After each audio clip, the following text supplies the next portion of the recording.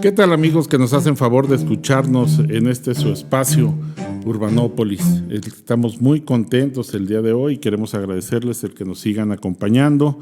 Les recordamos, antes que otra cosa suceda, que nos visiten en la página urbanopolis.com.mx y donde encontrarán no solo las grabaciones de los diferentes podcasts que hemos visto, sino información seguramente que les puede ser útil. Contáctenos, háganos saber sus temas favoritos, qué temas quieren que tratemos, si quieren que volvamos a invitar a alguno de nuestros personajes con los que hemos charlado. Háganos saber, nos interesa mucho su opinión y obviamente que nos sigan acompañando.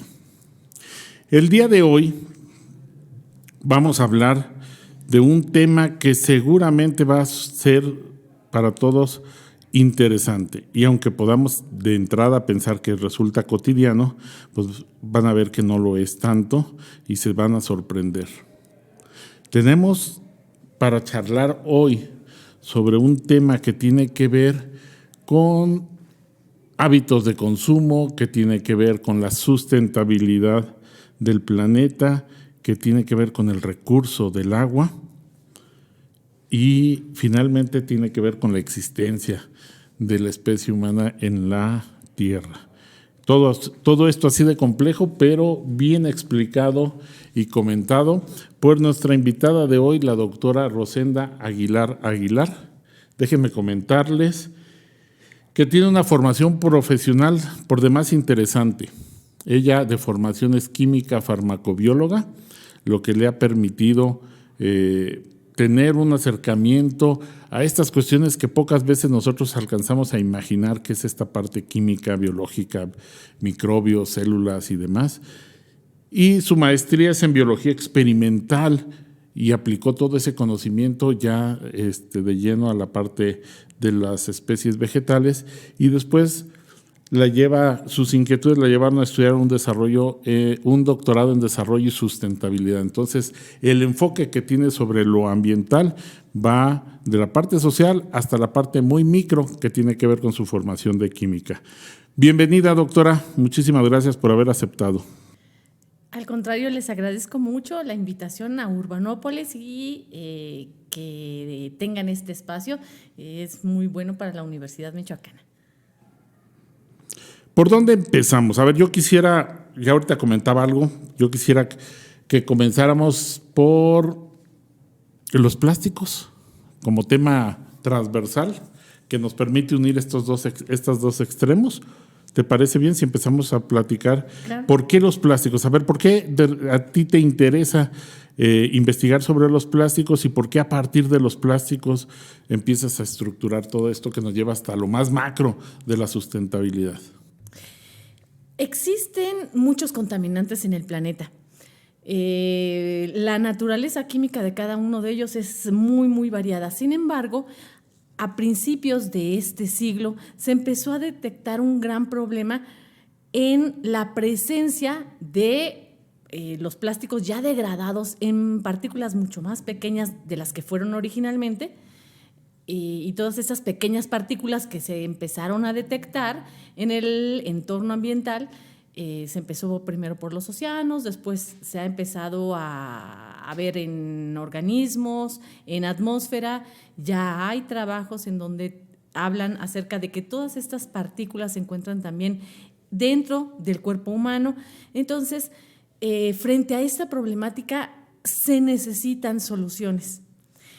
Es un problema que surge hace poco, realmente el conocimiento de que existen. Sin embargo, los seres humanos hemos producido plásticos más o menos desde 1950 y empezamos a producirlos y a pensar siempre que son materiales pues un poco inertes, que son bien resistentes. Seguro ustedes conocen todos los beneficios del plástico, su gran resistencia, su capacidad de ser antimicrobianos, su resistencia a sustancias químicas, a golpes, toda esta resistencia mecánica. Y así, cuando los primeros investigadores generaron materiales plásticos y después se empezó a generar una gran producción de plásticos a partir de 1950.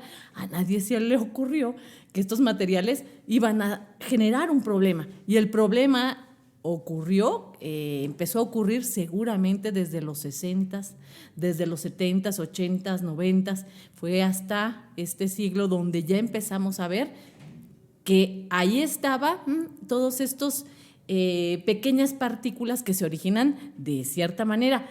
¿Quieren que gusta que platiquemos un poquito más, sí, de cómo se producen? Pues que nos etcétera? platican. Sí. Yo creo que sería interesante primero, para poder, quien nos escuche, tener como punto de partida común, porque la mayoría de nosotros, seguramente, y muchos de nuestros escuchas, cuando escuchamos plásticos, pues pensamos a lo mejor en el vaso desechable o en un plato desechable, en una bolsa de plástico de estas que se usan en el mercado, pero yo sé que cuando tú hablas de plásticos, pues es un universo mucho más amplio. Cuando tú te refieres a plásticos, para que nos podamos entender, te estás refiriendo a qué parte qué tan en contacto estamos con el plástico nosotros como personas. Lo siguiente que voy a decir no es una idea mía, lo he leído ya en varios artículos y en libros, y dicen: abrazamos y tocamos mucho más al plástico que a cualquier ser humano que tengas al lado y al que ames. Ajá. Tocamos más plástico que a nuestros hijos, que a nuestra pareja, que a nuestros familiares, que a nuestros amigos. El plástico lo tenemos donde quiera.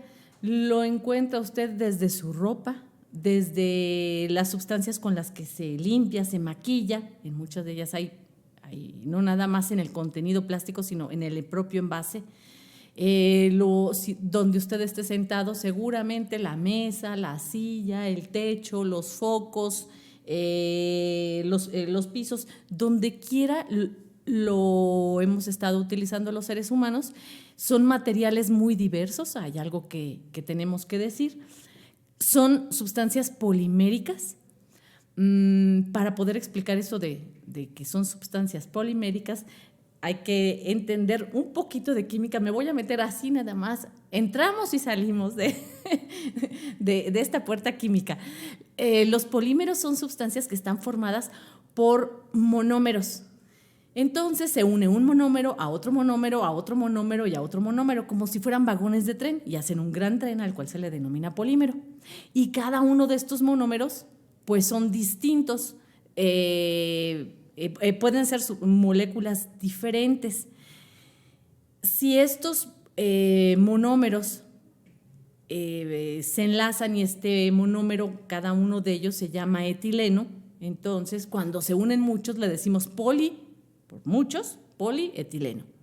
Entonces este gran polímero del polietileno está formado por muchos vagoncitos que se llaman etileno. ¿Existe un listado? Si ustedes me preguntaran, ¿existe un listado de todos los plásticos que existen? La respuesta es no.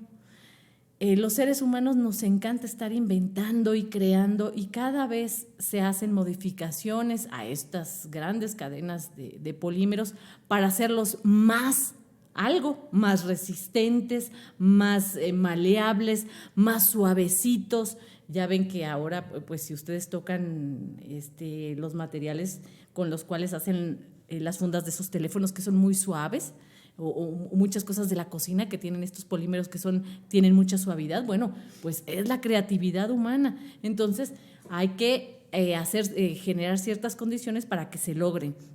Entonces, si pudiéramos describirlos, pues hay que utilizar la palabra técnica de que son polímeros. Son polímeros industriales, no son polímeros naturales, porque existen. También ustedes deben de saber que existen polímeros naturales a los cuales los seres humanos no les decimos plásticos. Son polímeros biológicos de otra naturaleza. Entonces estos son polímeros, son artificiales, y si tuviéramos que clasificarlos y pudiéramos decir que de manera industrial se han clasificado en 7 grandes grupos, pero son unos grupos demasiado grandes donde la perspectiva del análisis de estos plásticos es por el desecho. Los industriales en algún momento les pidieron que ayudaran para poder controlar tanto desecho de plástico, y ellos indicaron que podía existir una clasificación de 7 diferentes grandes grupos de los plásticos, y estos números que van del 1 al 7, ustedes pueden llegar a verlos en los plásticos que tienen ahí alrededor. Si se fijan, si ven cualquier vaso de plástico, van a ver en la parte inferior o lateral un número y alrededor de él 3 flechas. Estas flechas, cada una quiere decir reduce, recicla, las 3 R's del reciclaje, y en medio el número. Si es 1, es PET, si es 2, es polietileno de alta densidad, y así sucesivamente. Cada uno tiene sus denominaciones, y ahí solamente van a ver una abreviatura. PET, cuando es 1, uno sabe que es el PET, que a veces le ponen PET, a veces PET. El 2 ponen HD de High Density, polietileno, P, HD, PE, y así tenemos la identificación para 7 diferentes, donde el número 7 dice otros. Si usted alguna vez ve eso de otros, eso significa que no es ninguno de los 6 anteriores y ahí caen la mayor parte de los nuevos plásticos. Y esa clasificación, como bien mencionas, es para efecto de quien lo desee reciclar o reutilizar. Pero en términos generales, ¿nosotros qué hacemos con los plásticos? ¿Los reutilizamos? ¿Cómo los desgastamos? ¿Qué genera el contacto con tanto plástico si dices que abrazamos más los plásticos que a las personas? Bueno, los plásticos nos permiten estructurar el día a día. Sin embargo, también les damos una característica y los vemos como si fueran desechables. Hay algunos que son elaborados para ser desechables. Muchos otros duran más tiempo, pero generalmente los vemos como de manera muy provisional en nuestra vida. Entonces, si con facilidad podemos decir, voy a tirar esta charola de plástico que todavía funcionaba en mi casa, pero es que vi una muy bonita y amarilla, ahora con flores, ahora que es la primavera, ya la voy a desechar esta que está muy feíta, uno dice, y compras más plástico. Entonces nos vamos relacionando con estos materiales en general como si todos fueran desechables. Este gran material que usted puede ver en un vaso desechable o en un vaso que no es desechable pero que es de plástico y que mentalmente también le da a usted esa connotación, cuando esté en el entorno lo que va a ocurrir es que con todos los factores físicos, químicos y biológicos que hay allá afuera, radiación solar, golpes, viento, oleaje, simplemente que alguien pase y lo aplaste, se van a ir degradando en pequeños pedacitos.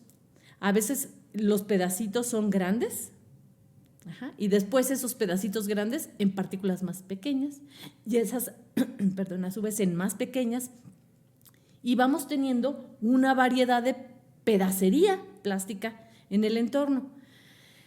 Quienes empezamos a estudiar esta pedacería en el entorno, hemos indicado, nos ajustamos a ciertas reglas de decir, no nada más están estos plásticos grandes a los cuales se les llama macroplásticos, sino también mesoplásticos que tienen un tamaño mayor a 5 milímetros.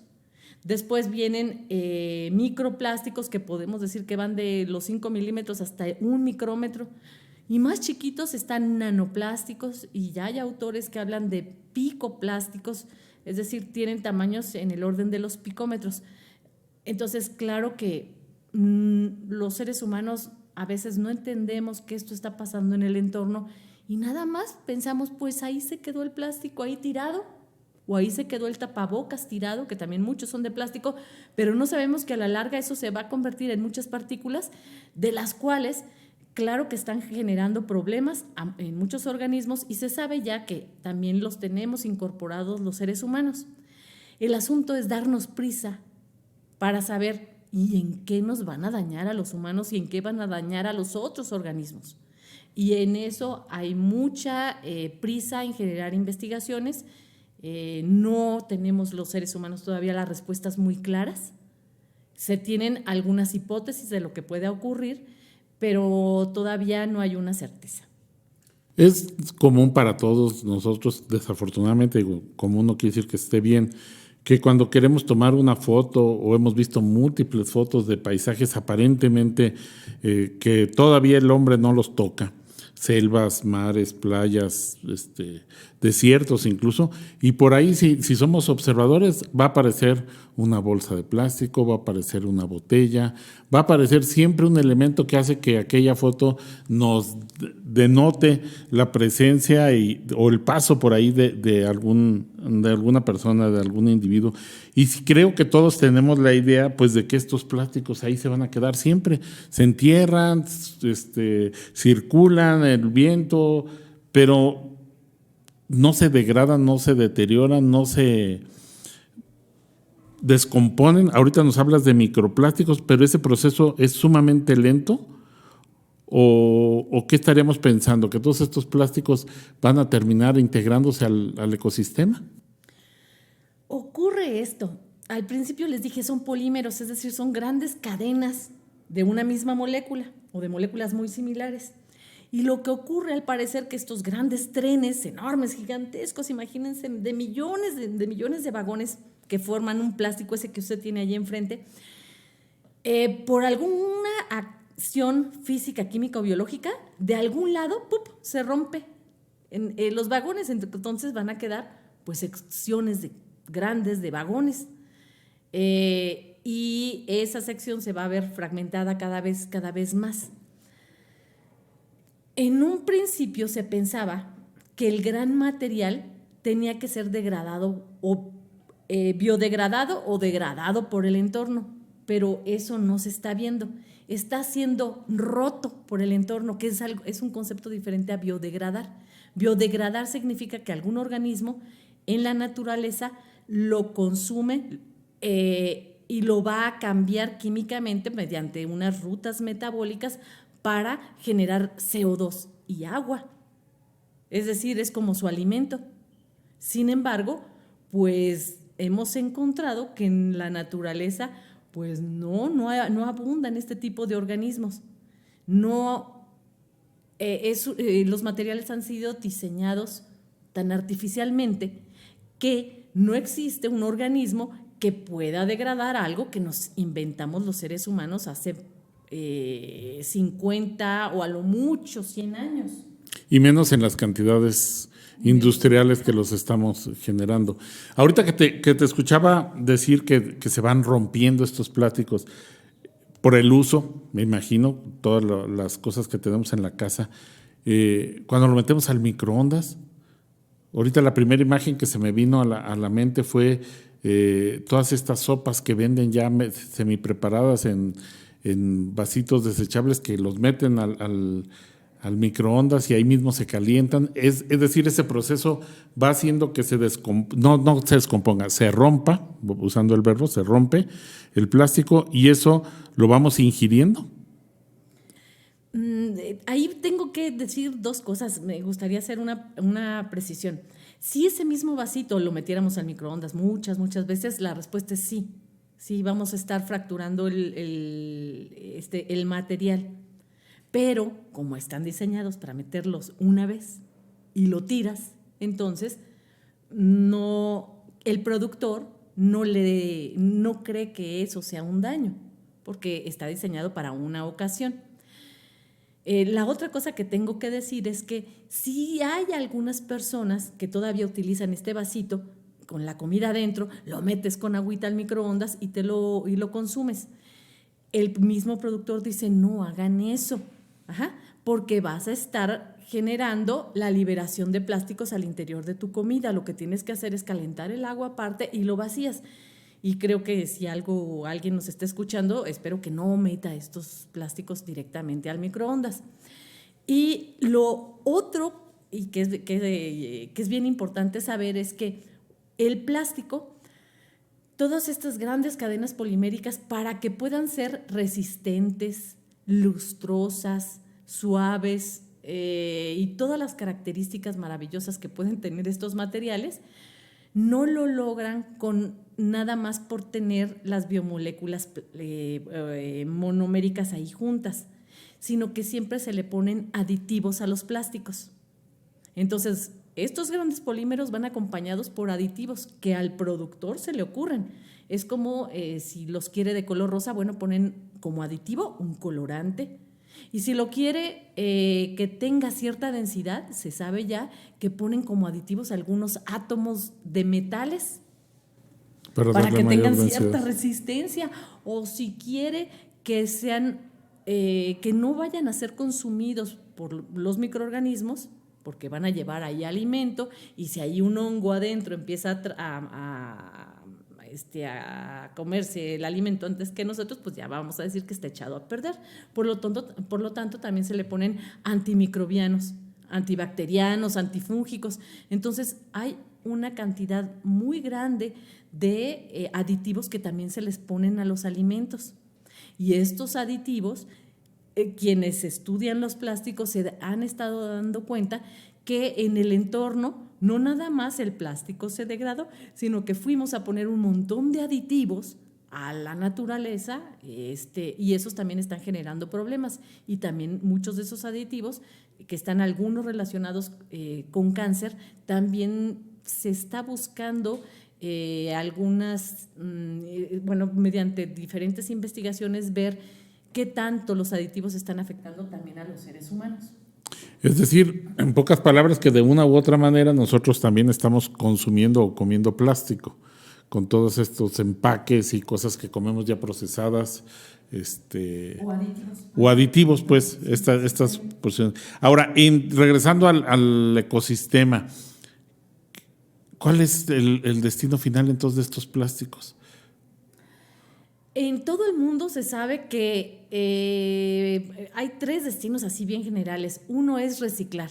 En el planeta se recicla menos del 10%, algunos autores dicen menos del 15%. O sea, imagínense, y generalmente uno compra el plástico y dice, ay, pero alguien lo va a reciclar. Yo diría que tengamos en mente que muy poco de ese se va a reciclar. Una cantidad mucho menor al 10% en algunos países se ha logrado que se queme. Y no vaya usted a pensar que se va a quemar así al aire libre haciendo una gran fogata. No, se utilizan como combustibles en lugares donde no dejan salir todos estos, hay muchos filtros para que realmente lo que salga sea CO2 y agua. Entonces, para quemarlos y obtener de ahí la energía, y con esa energía pues se trabaja en ciertas industrias, entonces también puede existir.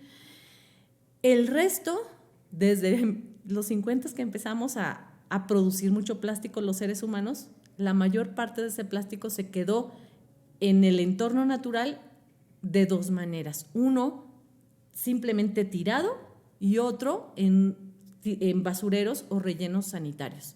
Finalmente los 2 están ahí en el entorno.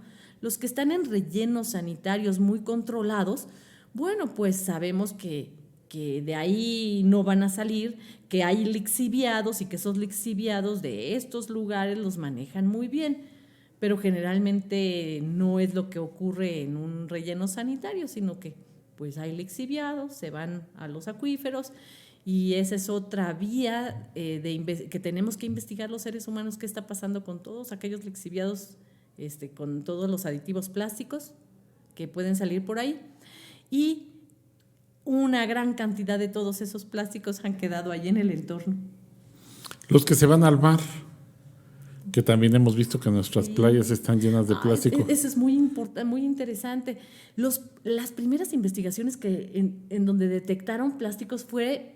Alguien estaba haciendo análisis en arenas de playas en el Reino Unido, y ahí se dio cuenta que cuando hacía sus análisis aparecían partículas naranjas, verdes, rojas, cosa que no debe de estar en una arena de playa. Ahí empezaron a detectar los microplásticos. En los 80, más o menos, una persona no científica, pero que después se hizo un gran estudioso de los plásticos, yendo desde California a Hawái, se dio cuenta que atravesaba unas zonas donde había muchísimo plástico flotando. Muchísimo es era algo tan exagerado que empezó a buscar la manera de verlo desde arriba y ver el tamaño de aquella gran mancha, y es el primer reporte que se tiene de los grandes basureros de plásticos que tenemos en los océanos. Ese fue detectado en el Pacífico Norte. Se sabe actualmente que es el más grande, pero imagínense, en los océanos tenemos grandes, les dicen islas o manchas de basura plástica. Se encuentran flotando en el Pacífico 2, una al norte y otra al sur, en el Atlántico 2, una al norte y otra al sur, y otra en el Océano Índico, bien conocidas y ya bien georreferenciadas. Hay gente que se dedica a hacer investigaciones, eso también está bien interesante. Van, se meten a las manchas, muestrean y ven qué tipo bueno, ¿para qué servían primero todos estos? Todo lo que ellos están muestreando. Se dan cuenta de que hay muchos botes de agua, o sea, de líquidos, de bebidas, también muchos botes de comida, muchos recipientes pues de comida, y muchísimos empaques de celofán, como de las sabritas, los dulcecitos. Ahí. ¿Y ahí van a quedarse o no se deterioran por acción del mar, del agua, del movimiento, sales? Sí, se van deteriorando, y se sabe que también todos esos se convierten en microplásticos, y hay muchísimas investigaciones que detectan que cada vez la cantidad de microplásticos en los océanos va aumentando, y también se van acumulando muchos más, porque hay países, en Asia sobre todo, que a través de sus ríos lanzan un montón de plásticos a los océanos. Entonces, hay alguien que está generando el problema diariamente, y se van acumulando, y estos grandes macroplásticos se van haciendo partículas más pequeñitas. En los océanos se pueden ver dos problemas grandes, y uno es esos que vemos. Estamos viendo esas manchas, esas grandes islas, pero quiero que usted también, quien nos esté escuchando, esté enterado que los plásticos tienen densidades altas y densidades bajas si lo ves respecto a la densidad de los océanos. Entonces ves los plásticos de densidades bajas. Los que flotan. Los que flotan, pero hay un montón de plásticos allá en el fondo del mar. Y eso es un problema. Muchos de ellos tienen que ver, por ejemplo, con llantas. Hubo muchos países que hace unos 20, 30, 40 años decidieron que todas esas llantas, pues si no servían, ¿qué hacíamos con ellas? Las aventábamos al mar. Y entonces hay muchos tiraderos de basura de alta densidad allí abajo. Y esta basura se está convirtiendo también en parte de los procesos alimenticios de los peces. ¿O los peces ayudan a deteriorar? ¿Los consumen? Sí los consumen. O sea, sabemos que consumen los plásticos. No puedo decir exactamente de que consuman los de las llantas, porque se sabe que los peces confunden a las partículas plásticas, las pueden llegar a consumir las pueden confundir con fitoplancton o con zooplancton. Por ejemplo, una tortuga confunde una bolsa de plástico con medusas, que son sus alimentos. Entonces, pues una bolsa así azulita, a lo mejor lo ve muy apetitosa la tortuga y la va a ingerir, y claro que le va a causar un problema. Puede haber un enredamiento o puede haber muerte por asfixia. Entonces, si están causando daños, no sabemos tanto de cómo está funcionando el fondo oceánico. Si no se sabía cómo funcionaba naturalmente ahora con basura, pues es muy difícil, porque no puedes llegar y estar viéndolo allá. Es difícil llegar a los fondos oceánicos para estudiar esto. ¿Qué visualizamos? Es decir, necesitaríamos dejar esta práctica del consumo de plásticos, de la producción de plásticos, si estamos pensando en este impacto ambiental, en este cambio climático que tenemos que revertir muchas cuestiones de nuestro estilo de vida. Y bueno, pareciera que nuestro estilo de vida general es muy plástico. Sí, y sí que lo es. No hay una solución única. Tenemos que enfrentar el problema mediante varias soluciones. Los productores, ellos están intentando colocar en los grandes polímeros algunos algunas sustancias que permitan digerir a los hongos y a bacterias del entorno para que puedan ser rotos con más facilidad y que puedan ser digeridos. Entonces hablan ya de bioplásticos. Yo creo que a los consumidores necesitamos entender que reducir es la palabra. No esperes que alguien vaya a reciclar por ti, no lo van a hacer, nadie lo está haciendo si no eres tú. Entonces, si de las 3 R's tienes que elegir una, la que nos toca elegir en el 2024, en este siglo, es reducir. Reduce tus consumos de plástico. Ese plástico que llega piensa que te lo están dando en responsabilidad. Entonces, si no puedes con él, mejor no lo aceptes. Lleva tu bolsita y tú evita que te estén dando bolsas, que te estén dando materiales, sobre todo el unicel.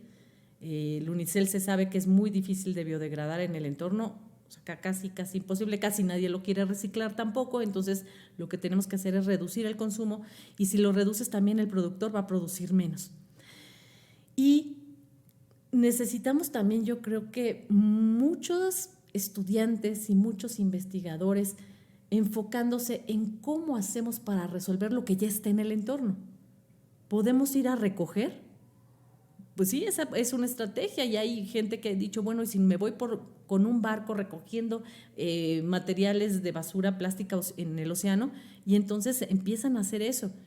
Pero una vez que lo recoges, ¿qué haces con él? Se necesita tecnología y se necesitan muchas mentes brillantes, que seguro aquí en la Universidad Michoacana podemos tener a gente que conociendo el problema pueda empezar también a generar soluciones. Aquí creo que la clave está en que cada uno de nosotros haga lo que esté a su alcance, invitar a quienes nos escuchan que no decaigan en el ánimo de cambiar, porque es muy fácil que uno empieza a decir voy a dejar de usar plásticos o voy a cambiar esta práctica, y al rato vemos que la demás gente no lo hace, y entonces terminamos diciendo no, pues de qué sirve que yo lo haga si los demás siguen igual. Yo creo que cada quien está dijiste una palabra clave, en su responsabilidad, entonces que cada uno pueda contribuir desde lo que nos toca con minimizar el impacto, si no mejorarlo, sí minimizar el impacto a través de esto que bien señalas, como vamos reduciendo el consumo. Ahorita yo pensaba, bueno, ¿cuántos arquitectos, cuántas personas vinculadas a la construcción deberíamos de estar pensando, bueno, qué pasa con todo lo que usamos plástico en la construcción? Porque al final de cuentas hemos sabido pues que ese olor a nuevo, esa sensación de que ay, huele rico, huele a nuevo, las persianas o los plásticos, pues no es otra cosa más que ese proceso de descomposición del plástico, y que al final terminamos nosotros también absorbiendo. Sí, son aditivos que se les colocan. Las persianas, por ejemplo, pues tienen muchos aditivos para que no se incendien fácilmente. Y yo creo que en arquitectura eso es lo que ven, muchos materiales que tienen una serie de aditivos retardantes para incendios y demás. Retardar, exactamente. Pero que habría que estar pensando también ya cómo reducir el consumo de plásticos en las edificaciones, pues porque si cada vez vamos a consumir más, pues vamos a deteriorar mucho más el ambiente. Es todo un tema de los plásticos. Yo quisiera de alguna manera que pudiéramos ir encaminándonos a cerrar el tema desde una visión más macro en términos de afrontar el cambio climático. Y insisto en esto porque pues todo lo que hacemos parece que está en contra de las condiciones naturales o de las condiciones que nos permiten sobrevivir en el planeta. ¿Pudiéramos decir que el plástico es una de las principales características del antropoceno? Sí, bueno, ya hablar del antropoceno ya nos llevaría seguramente un buen rato más. Ojalá que en otra oportunidad podamos hacerlo. Se dice que el Holoceno fue esa época desde hace 13,000 años, más o menos pudo haber terminado en los 50s, en donde las condiciones naturales las dirigía el propio planeta. El clima lo dirigía el propio planeta. todos los sistemas de cambio los dirigía. Sin embargo, empezamos a generar más gases de efecto invernadero los seres humanos y al hacerlo modificamos a tal grado la atmósfera que somos nosotros los que redirigimos las cosas. Y en ese momento se empieza a hablar del antropoceno, una época geológica donde los seres humanos hemos empezado ya a controlar algo que la verdad no sabemos cómo hacerlo, pero pues lo tomamos en nuestras manos. Y creo que el reto ya es cómo dirigimos las cosas para no dañarnos a nosotros mismos, terminar con nuestra especie, y cómo lo redirigimos para no dañar al resto de las especies e intentar tener un equilibrio similar al que tuvimos en el Holoceno. Es todo un tema. Más que lograr controlar, yo creo que lo que hemos logrado es impactar, ¿no? Porque no hemos podido controlar los efectos de todos, porque hay muchos efectos, o buena parte de los efectos son negativos, que están atentando en contra de nosotros mismos. Es decir, no hemos logrado controlar ese efecto, simplemente hemos incidido y pues ya escucharon. Yo quiero aprovechar para que esa sea la invitación a otro episodio y que podamos entrar a este tema que hoy por hoy seguramente ustedes van a escuchar y cada vez con más frecuencia, que es la incidencia del ser humano en el comportamiento que antes llamábamos natural del planeta y que por eso ahora se le califica como antropoceno. ¿Algo con lo que quieras cerrar, doctora? Ya que estamos hablando de los plásticos, yo creo que me faltó decir algo.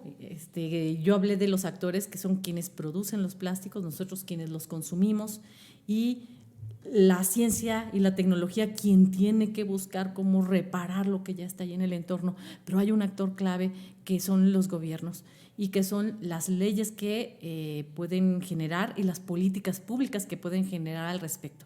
Entonces creo que también si entre las personas que nos escuchan alguien participa en alguno de estos sectores, también debe de saber que tiene una responsabilidad.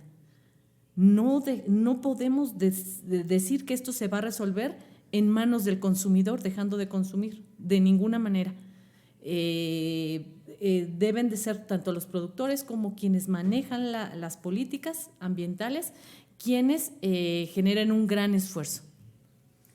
Pues ya está el reto, y lo hemos visto, en algunas ciudades ya tienen algunas leyes que prohíben los plásticos de un solo uso, en otras las industrias están tratando de modificar sus procesos, no siempre es muy fácil porque la cuestión económica parece ser que es la que predomina, y bueno, también nos toca a nosotros como consumidores indicarles a estas empresas que no queremos consumir este tipo de productos porque sabemos el daño que nos está ocasionando y ahora sí, como dice la doctora, pensemos en esta responsabilidad que tenemos nosotros mismos para con nuestros semejantes, para el ambiente, en función de lo que consumimos. Esperamos que el tema les haya resultado interesante y los esperamos en el próximo episodio y próximamente volveremos a tratar este tema del antropoceno. Muchísimas gracias. Les recordamos que nos visiten en urbanopolis.com.mx y nos hagan saber sus comentarios. Hasta la próxima.